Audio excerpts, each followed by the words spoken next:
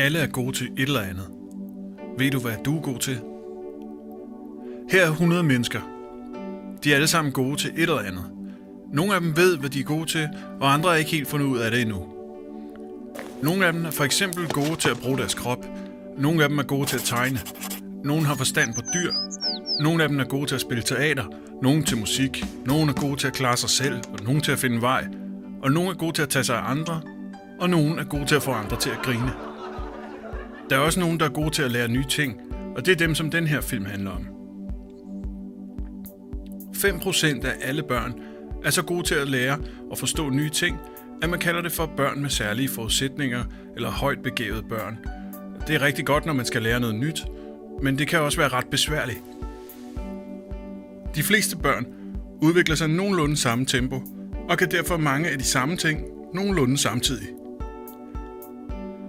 Men de her højt begavede børn lærer tit nogle ting meget tidligt, og andre ting meget sent.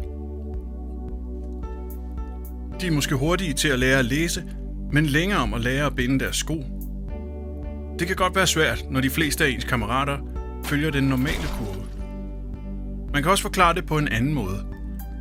De her børn vil ofte være gode til at lære nye ting, gode til ord, gode til at tænke på nye måder, gode til at være nysgerrige og til at diskutere.